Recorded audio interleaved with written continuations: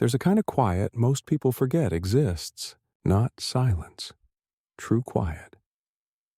The kind that wraps around you when you walk into a space and feel your shoulders drop, your breathing slow, and something deep inside whisper, "You're safe here." I didn't grow up in that kind of home. Our house was full of people, of chores, of constant motion. It wasn't bad. But it wasn't peaceful either. And as I grew older, I realized I wasn't just longing for comfort, I was craving stillness.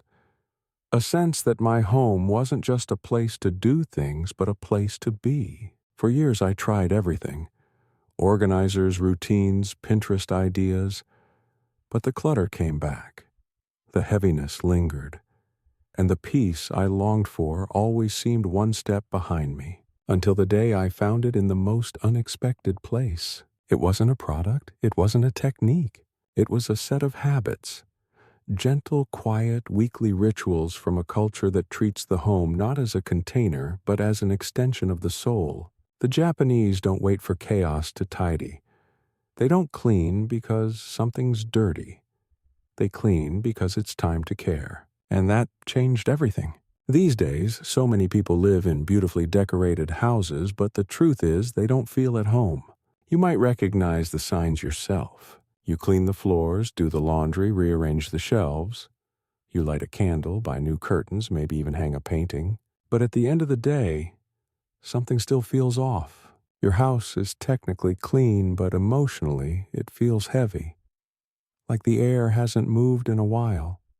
Like a fog has settled, not just in the room, but in your chest. I've spoken to countless people, over 60 friends, neighbors, former students who say the same thing. I don't understand. I've cleaned everything, but I still feel drained at home. And I used to feel that way too, until I realized what was missing. We've been trained to clean for appearances, not for energy. We scrub surfaces, but ignore atmosphere. We fix what's broken, but neglect what's stuck. The Japanese understand something we often forget. Your home is alive. It breathes. It holds memory. It stores emotion. And when it's ignored, not just physically, but spiritually, it begins to stagnate. What I learned is that peace doesn't come from one big clean-out or renovation. It comes from something far simpler, a rhythm, a ritual, a set of intentional practices that whisper to your home every single week. I see you, I'm here, let's begin again. I want to take you back to a winter morning in Kyoto. I was visiting a friend, an elderly woman named Aiko, who had invited me to stay in her traditional home for a few weeks. Her house wasn't modern. It had no central heating. The walls were thin and the wooden floors creaked. But it felt radiant, light, so still and alive at the same time. One morning I woke early and watched her begin what I later understood was her weekly home ritual. First, she swept the entrance gently with intention. Then she cleaned the door handle, the mat, and placed a tiny ceramic fox by the threshold. When I asked her why, she said simply, "This is where the week begins. The door is how I greet life." Later, she opened every window in the house, not just for air, but for energy. "Old breath must go," she said. "New breath must come." She didn't rush, she didn't multitask. She moved like someone in prayer. That afternoon she reorganized a single drawer, just one. She folded each scarf, examined each item, and discarded one with a smile. "No longer mine," she whispered, placing it gently into a bag. And then in silence she wiped her kitchen sink. No music, no distraction, only the sound of cloth on steel, the water, her breath. By sunset she was lighting a stick of sandalwood incense. She walked through each room slowly, her eyes soft, her hands still. Then, with both palms pressed to the wall, she bowed slightly, not out of religion, out of relationship. That night her home felt different, not because of what she did, but how she did it. That's when it clicked. These weren't chores. They were acts of devotion.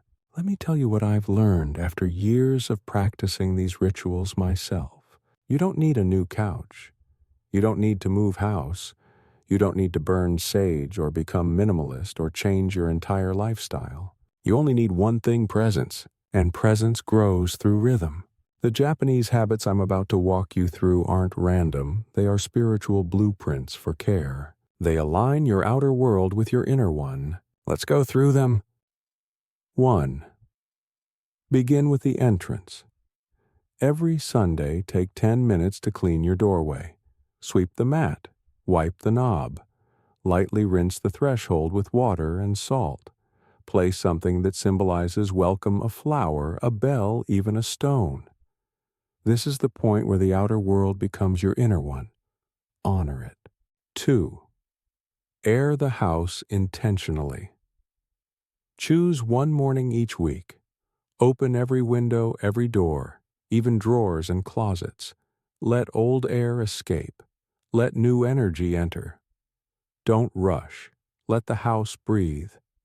You'll find that as the air moves, so do you. 3. Reorganize one small space, just one. A drawer, a shelf, the top of your dresser. Clean it.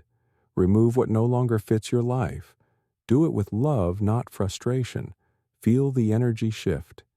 You don't need to change everything. Just one small corner can bring harmony to the whole. 4. Clean in silence. No music, no distractions. Focus on the sounds: the broom, the water, the cloth. Let each movement become a meditation.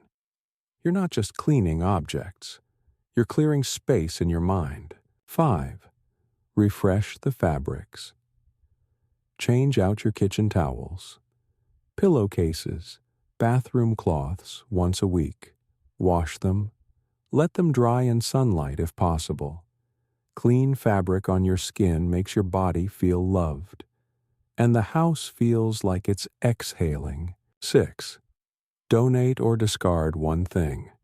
Each week ask, what no longer belongs here? It could be a sweater, a mug, a book. Thank it. Let it go. You're not just making space in your home. You're releasing stagnant energy from your life. 7. Aromatize your space. Light incense. Use essential oils. Place fresh herbs on a windowsill. Do it after you've aired and cleaned the space. Let the aroma seal in a new atmosphere: soft, alive, peaceful. Each habit takes 10-20 minutes, that's all. But over time, they add up. They layer peace into the walls. They remind your home that it is loved. And in return, your home starts loving you back. If you're feeling overwhelmed, start small. Start with just one ritual this week. Here's a gentle suggestion. Pick Sunday morning, before your coffee, before emails or errands. Step outside. Sweep your front steps. Wipe your door handle. Place a flower or a leaf or even a tiny pebble at the threshold. Say quietly, welcome peace, welcome week. Then the next week, open your windows wide. Let the wind rearrange your curtains. Let the morning enter you. The week after that, choose a drawer, a corner, a surface. Don't attack it, tend to it.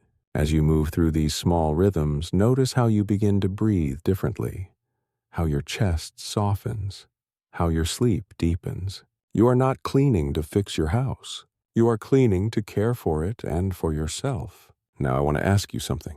Which of these habits speaks to your soul? Which one made your chest sigh? Tell me in the comments. Let me know where you'll begin. And if you know someone who's been struggling to feel at home, send this video their way. These aren't Japanese habits. These are human habits, soulful, slow, sacred, and they're waiting for you. If this video brought you peace, give it a like. Subscribe for more rituals, reflections, and reminders that your home and your life can be soft again. Your home is more than a structure. It holds your grief, your joy, your growth. It has watched you cry on the floor and dance in the kitchen. It remembers. So now let it feel your hands, not just your feet. Let it hear your breath, not just your stress. Let it hold your love, not just your things. Because when you tend to your home with rhythm and reverence, it becomes more than shelter. It becomes sanctuary. And in a world that runs and screams and demands, a sanctuary is not a luxury. It's a necessity. Let this be your week to begin again, gently, quietly, intentionally.